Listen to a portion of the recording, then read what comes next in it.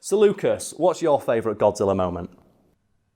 I was not prepared for that. I forgot we were talking about Godzilla. Well, there it is, folks. Lucas doesn't care about Godzilla. The 1998 Godzilla movie has been shat on from a great height by everyone from fans of the series and character to the guy who originally played Godzilla in the 1950s movies. Perhaps the most controversial aspect of the entire film is the redesign of Godzilla itself. A redesign, it should be noted, made at least one meeting super awkward.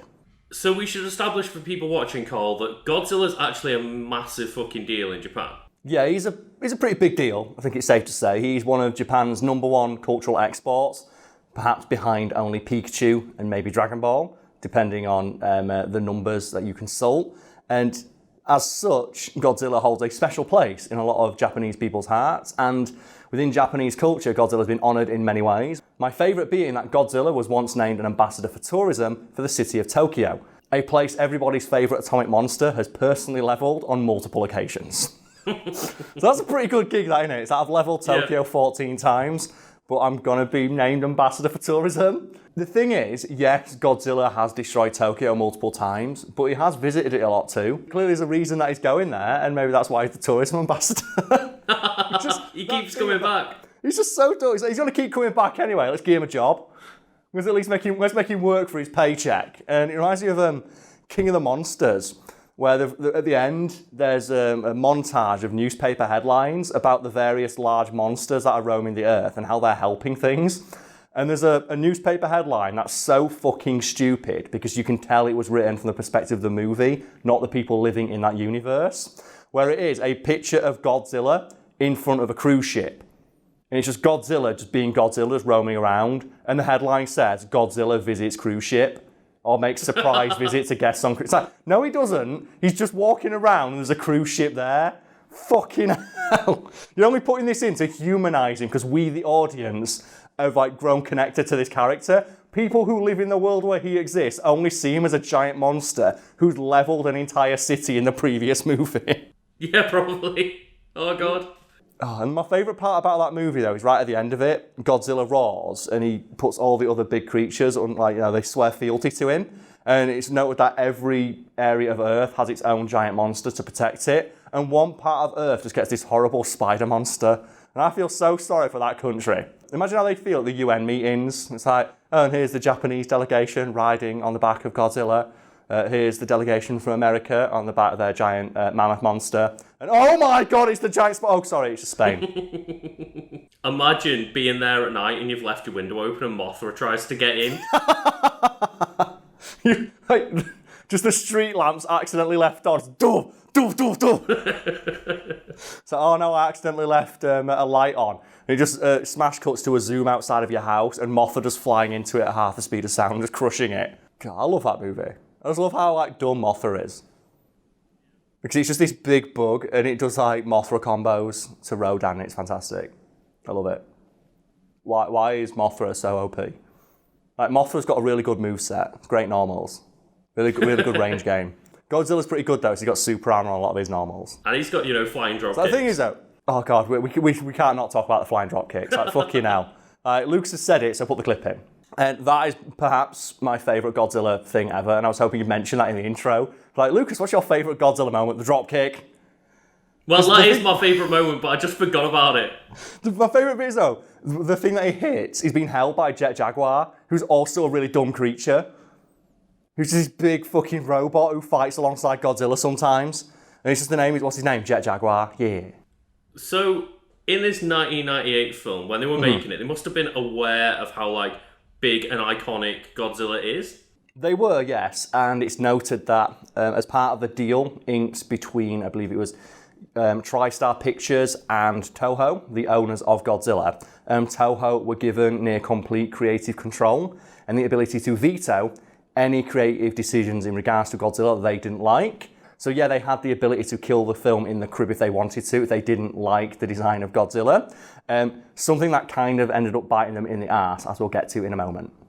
Yeah, that 1998 film has a pretty, infamous rendition of how, awful that Godzilla is. Yes, and I believe one of the #1 complaints from Toho executives and people involved with the production of Godzilla and just long-time fans is that the Godzilla scene in the 1998 Godzilla is actively fearful of humanity and runs away from human weaponry and missiles, and is in fact killed by a single missile. And contrast that with any other Godzilla movie where the whole point of him is that he's an unstoppable force of nature and that humanity's weapons do not work against him. And I think the best example we can give is Shin Godzilla. If you're familiar with it all, Lucas? I recognise the name. Okay, well, Shin Godzilla was made partly in response to the 2014 Godzilla movie, when Toho realised that, oh, there's still a lot of love for the character. And Toho thought maybe we should reboot and revamp our own Godzilla movies. And they brought back big, dumb, rubber-suited Godzilla for a movie. And in that movie, Godzilla is knocked unconscious, and the Japanese military decide the only way we have to kill him is to repeatedly drive bullet trains into his head full of bombs. And it doesn't work. What? Yeah. What? So Godzilla's knocked out, and they drive about 50 bullet trains full of missiles into his body, and it doesn't hurt him. Oh my god. And compare that to 1998 Godzilla, where he's running away from a single helicopter. And I believe a quote from someone at Toho is, it's like, this isn't Godzilla, it doesn't have his spirit. And then another quote is that it's so American that they couldn't imagine something that they couldn't kill with their guns and bombs. Oh man, yeah. Right, even though that's the point of Godzilla. And to bring it back to Shin Godzilla for one more moment, that means you, Lucas, are not aware of the scene. And do you know what I mean when I say the scene? Are you talking about the movie where the two Godzillas fight? No, that's Final Wars. But the scene I'm talking about in Shin Godzilla is where Godzilla uses his atomic fire breath. But for that movie, they decided to try and top and one-up the 2014 movie by giving a new power to Godzilla. And what happens is Godzilla uses fire breath, and as usual, it destroys half a city, but Godzilla doesn't stop breathing fire. And it focuses and focuses until it becomes a beam of purple sex energy that cuts through the entire city like a Kamehameha. Holy shit. It's one of the most terrifying things you've ever seen, because it's just, Godzilla is doing it, it's like, oh my god, stop Godzilla now. He's like, nah, I've got 5 bars. It's time to burn them all. Empty the fucking clip. Just, it like annihilates an entire city. And again, compare that to 1998 Godzilla running away from a helicopter. And before we move on, because we've just talked about a city-obliterating laser, I want to talk about one of the Resident Evil CG films, because I'll never have a setup this perfect again. And Lucas, have you seen the Resident Evil CG films? I've like half watched them in the background before. No, it doesn't matter, because there's only one thing I'm talking about today, and it's there's a moment in one of them where a character fires a railgun, and it is perhaps the most ridiculous thing I've ever seen in any film, because a character fires a railgun, and it shows him shoot it, and it zooms out, and it shows the railgun miss and hit a building, and it goes through an entire line of skyscrapers at once. Oh my god. And it's just so pointless that I want to mention it, because we'll never have another opportunity to put that clip in a video. Right, so running back to 1998 Godzilla, like, yes. The design of him is basically just like a big dumb dinosaur. It is, yes. He looks more like a reject from Jurassic Park than he does a walking avatar of destruction. And that has a lot to do with Roland Emmerich, who went on record as saying he hated the original design of Godzilla because, and I quote, it didn't make sense. Which is fair enough, I guess, considering we just talked about Godzilla leveling an entire city with his breath and raising himself up on his tail and dropkicking someone. So it's hard to argue with that statement when those two things are in your mind, but also Roland Emmerich, you also directed a film where giant saucer-shaped spaceships come in and destroy the world, and Randy Quaid kills one by flying into it. And then the President of the United States personally flies a jet to fight aliens, and then they down an alien spaceship with an Apple Mac computer. So maybe you're not the best person to talk about stuff not making sense in your movies. Anyway, because of this, the people in charge of redesigning Godzilla had to make him look realistic, which is why he just looks like a dinosaur, and why he doesn't really sport any of the most famous iconic features of Godzilla, like his big back spikes, or his super long tail, or his ability to breathe fire, or his native invulnerability, or the fact he can absorb radiation, or any of the other cool shit he does in all of his movies. He's just a rampaging beast. In another video, we talked about the fact they basically just ripped off elements of Jurassic Park wholesale with the inclusion of the baby Godzillas. I Go which on, looks suspiciously like velociraptors. And there are side-by-side comparison shots out there, such as in this video now, showing that, yeah, they just ripped shit off wholesale because Roland Emmerich's not a good director. But Karl, you said Toho have the ability to like veto anything that they made, so why didn't they? Well, this leads into the awkward meeting because the story goes that after they came up with the design of Godzilla for that movie, this design right here, so they took a maquette of that design, basically just a big, very detailed model, went to Japan and presented it to Toho executives in a meeting that has since been described as incredibly awkward because, if stories are to be believed, when they unveiled Godzilla to Toho executives, they sat in silence for about 10 minutes. No. Yeah. While just the people producing the movie just shuffled nervously in their seats as Toho executives just studied this wonderful interpretation of Godzilla in great detail. And after what must have felt like an eternity, the executive said thank you and asked the production crew to leave, and they left them with the model. And a few days later, they got a message saying, we ask for no changes. Continue as planned. Roland Emmerich saw that as being, oh, Toho liked our design and they signed off on it. The reality though is that Toho hated literally every aspect of the design, and because of that, they couldn't think of a way to make any changes because the only changes they had were everything, but they knew the movie was coming out soon. So they were stuck saying, well, we can scrap it and lose all this money, or just let them go ahead and hope that the vision they have is pretty good. 'Cause remember, they only saw the design of Godzilla. They didn't realise that they were also going to make it so that Godzilla wasn't a walking apocalypse anymore, and he was something that the American military could defeat, which, as you might imagine, some Japanese people found kind of insulting. So in every Godzilla film set in Japan, Godzilla decimates their military. His first outing in America, the military effortlessly defeats him with a single missile after distracting him with some fish. So what Toho did is they just went, well, we'll roll the dice and just trust that Roland Emmerich's a good filmmaker, which, man, that was a bad fucking gamble right there, wasn't it? That was such a bad idea. And as I mentioned, Roland Emmerich assumed that because there were no changes, they liked the designs. No, they hated it, everything about it, but they couldn't think of a way to suggest any changes that wouldn't just result in them scrapping the whole thing, so just let them off. And yeah, but I just now would love to be a fly on the wall for that one meeting. Of here's Godzilla. And you just, no words are exchanged for a solid 10 minutes. I don't blame them. You just can't really say anything, can you? 'Cause it doesn't, like, even just from a visual standpoint, it's not Godzilla. It looks nothing like him. There's no shared visual similarities between them. Like, he doesn't even have the big back spikes. Like, the back spines are one of the most iconic parts of Godzilla. I fucking love those things. They're awesome. And I love that in the King of Monsters, they made him bigger. Yeah. Because for the 2014 movie, they followed a similar design philosophy of make Godzilla look like a creature that could exist. And then in King of the Monsters, they went, no, fuck it. We're already putting a 3-headed space dragon in it. Bollocks, just give him giant back spikes. And give him the ability to just send out sex waves and kill everything. It's awesome. And to end, Lucas, you made an allusion earlier to a scene from a film called Godzilla Final Wars. Mm-hmm. And would you like to describe that scene for the audiences at home? And I can give some backstory to it, because it's an amazing story. To be honest, I've not watched the movie or anything, but I've seen like clips. You've just seen the scene. I've seen the scene of... So you've got 1998, like, American Roland Emmerich bad Godzilla, and then actual Japanese, like, well-designed Godzilla. Yep. All, like, fighting each other in a city. And what happens is, real Godzilla kills American Godzilla in one hit. He hits him into Sydney Opera House and then hits him with a blast of atomic fire breath and he explodes. And the backstory to that is, after the 1998 movie bombed at the box office, and made almost no movies, Toho refused to sign off on a sequel, waited until the rights to the film reverted to them, took the character from that movie, renamed it Zilla, literally and metaphorically removing the god from it, and then established in Godzilla lore that he was a giant monster people mistook for Godzilla in America because they're stupid and don't know what Godzilla is, and then killed it in Godzilla Final Wars.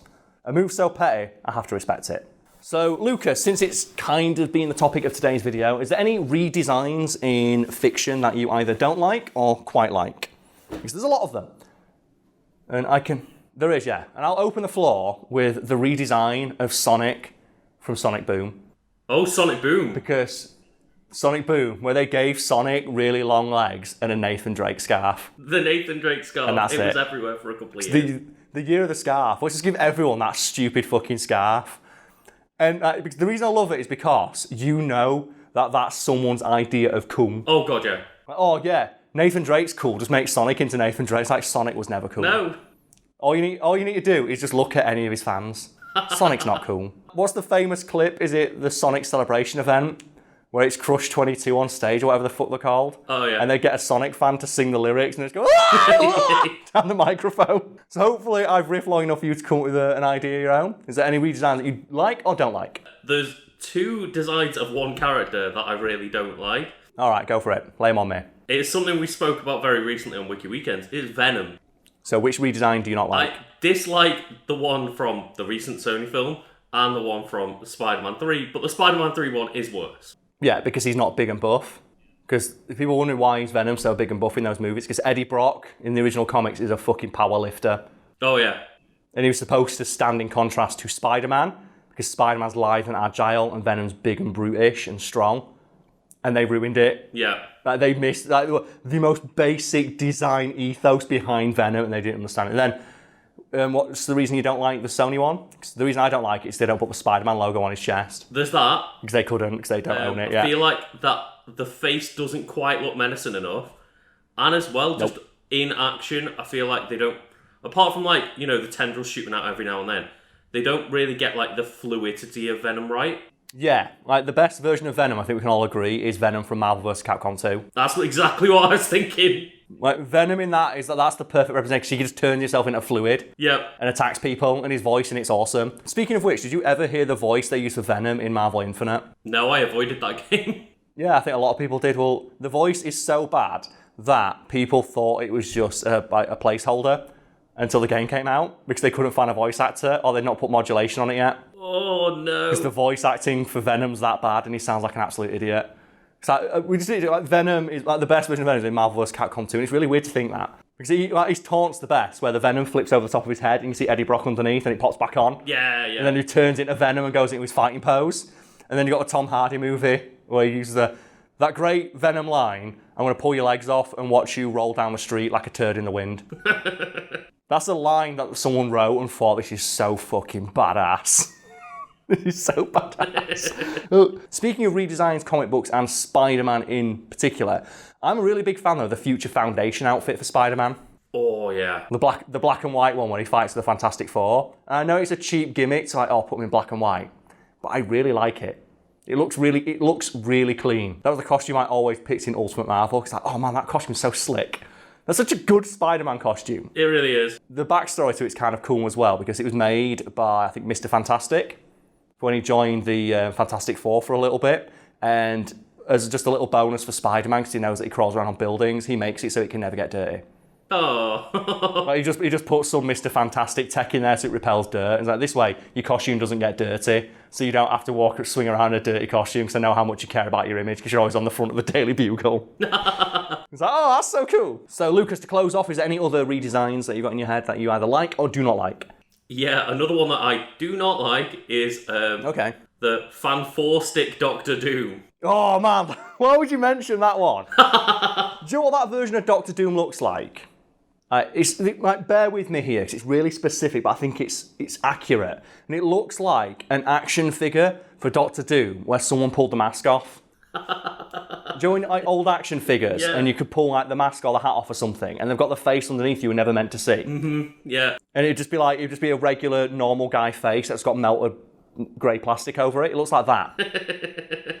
It kind of does. Yeah, like imagine one of those like play arts figures, those really high quality ones that someone's removed the mask off of, and you just have this weird, like grey featureless face underneath with green eyes that you were never meant to see because it's supposed to be under this cool, awesome metal mask. It's like, oh man, so fucking lame. It's also terrifying. Like in that film when he starts exploding people's heads, and that was a kids' movie.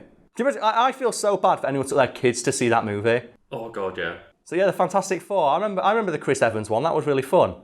It was colourful and there was like, adventure and action. And then you just fast forward to, I think is it Miles Teller, the actor? Yeah.